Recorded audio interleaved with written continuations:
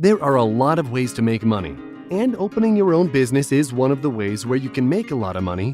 But in today's world, it's hard to compete with so many other businesses, and many of them fail before getting off the ground. But what if you could take something that someone just throws out and turn it into cash?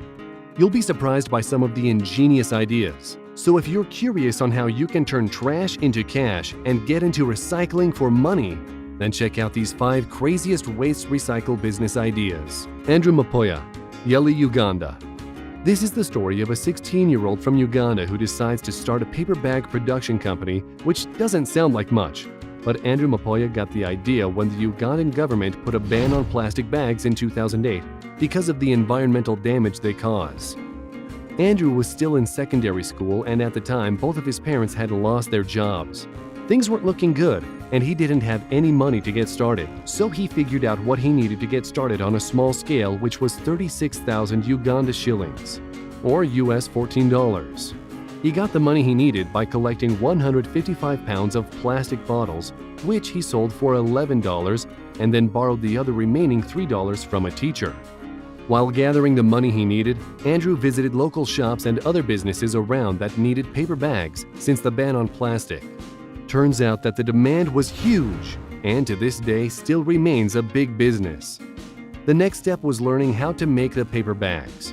So Andrew went online and learned by watching videos. Today, Andrew's business is doing incredibly well, and his paper bag company employs over 20 people and produces more than 20,000 paper bags every week. And all the bags are made by hand since Andrew cannot yet afford a machine. But he's got a long list of clients from restaurants, retail stores, supermarkets, medical centers, and even Samsung buys paper bags from him locally. In fact, his company, Yeli, has made around 1,000 niche bags for local electronics stores. In 2012, Andrew won a $30,000 prize award that is given to young African entrepreneurs. We're sure he's got a paper bag making machine now. And just to think, he started with only $14 and a vision. Tato Katlanya and Reingwane. Repurposed school bags, South Africa. These 2 young entrepreneurs, who are also from South Africa, did what no one else thought of at the time and are in their early 20s. They created repurposed school bags and refounded the Rethaka Foundation to help hundreds of school children in their local community. Their idea provides low-cost school bags for children that has an interesting twist. Their company collects plastic waste and then recycles it into school bags for disadvantaged students. But the cool thing about these bags is they have a solar panel built into the flap which charges during the day when the children walk back and forth from school. At night, the bag has a light that can be used to do their homework and study instead of using candles. The bag could also be used to charge devices in the future. The team has partnered with local companies that are willing to cover the cost of the bags on behalf of the students. The idea was simple, but turned out to be highly effective and has got quite a bit of attention. Tato and Rhea have been featured on several shows and international TV media. And in 2014, they were the first runner-up at the Anzisha Prize, a Pan-African award celebrating entrepreneurs ages 15 to 22 who have come up with an innovative way to solve problems in their communities. The best thing is that the recycled product gives a child something they couldn't otherwise afford, along with some dignity. And being able to carry your homework from school, not to mention the cool solar panel and built-in LED light. And by the way, if you're feeling generous, you can donate to help children get a repurposed school bag. We'll put the link in the description. Bethlehem Tilahan Alamu, Soul Rebels, Ethiopia. Bethlehem grew up in a poor village called Zenaborg in the suburbs of Addis Ababa, Ethiopia. Now, she is the founder and owner of the company Soul Rebels, which designs and creates some of the most popular and fastest growing African footwear in the world. Their footwear is unique because it's made 100% by hand using recycled materials like old cars, discarded clothes, and hand-loomed organic fabrics. The company has highly experienced local craftsmen that transform the recycled products into world-class footwear. The amazing thing is that the footwear now sells in more than 50 countries around the world, including the USA, Canada, Japan, and Switzerland. The company is highly popular and just a few years ago became the first footwear company in the world to be certified by the World Fair Trade Organization. Bethlehem started Soul Rebels in 2004 with less than $10,000 that she raised from family and friends. Now the company has more than 100 employees and nearly 200 raw material suppliers. By building this global brand, Bethlehem has become hugely successful and created jobs and improved her local community. She also now has several standalone retail outlets in North America, Europe, and Asia.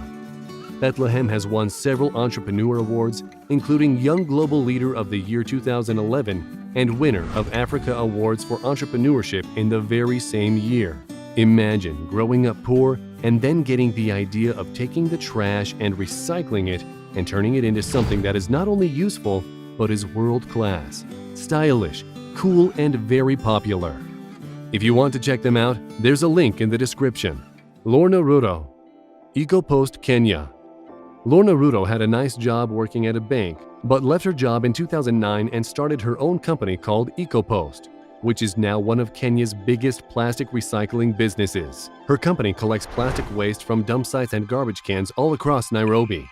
But here's the cool thing.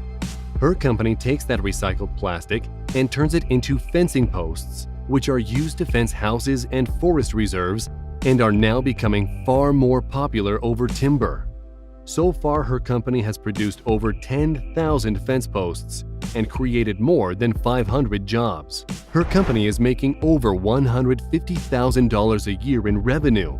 But the other cool thing is that her plastic recycling idea saved 250 acres of forest, which would have been destroyed to produce wood for building those fence posts that she replaced with recycled plastic.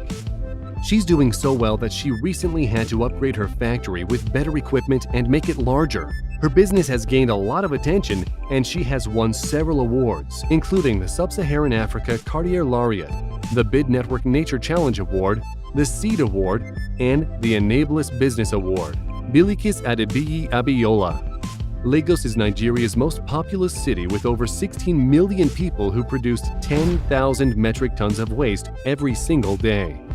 Much of that waste is not collected and leads to clogged waterways and unsightly heaps of trash, which line the streets. Bilikis is the CEO and co-founder of a company called Recyclers, which helps communities reclaim their neighborhoods from unmanaged waste. She developed the business idea as an MBA student and was a corporate software engineer at IBM for 5 long years. However, she decided to instead focus on the waste business. Her company, which was founded in 2012, uses low-cost cargo bicycles called WeCycles to provide convenient recycling to households in Lagos. And they have an SMS-based incentives program to get people involved. Basically, you give your plastic and other recyclables to a guy with a cargo bike, and you get something in return. Nigeria's recycling plants are hungry for recycled waste materials because of local and foreign demand for end products. And so the potential is huge.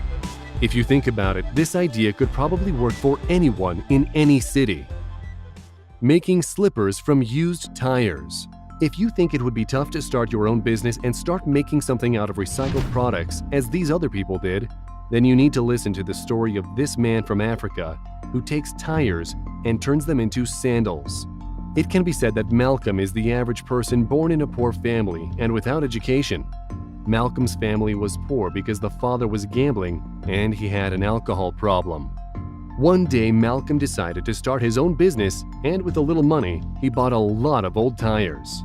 Of course, the people in the village were laughing at him because they had no idea why someone would buy old, used, wasted tires, especially when he didn't have a car.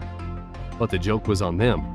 He worked day and night and created a pair of slippers that are actually kind of cool. And what an idea! Imagine how many miles you might get out of a pair. Now he sells his sandals for $2 to $5 for a pair, which is good money in Africa. The great thing is that they are environmentally friendly and it gives old used tires a new life instead of rotting away in the trash. There is a big scarcity of goods like this in Africa, which makes them even more special. Now Malcolm has had to expand his business and open a shoe factory and hire a group of workers. Now the people in the village are starting to think differently about him, and we're sure a few girls in the village want to marry him. We hope you enjoyed this video. Let us know which one of these ideas you thought was the coolest, or share your own idea. If you liked the video, please click the subscribe button and turn on notifications so you'll be the first to know when a new video arrives. Thanks for watching, and we'll see you next time.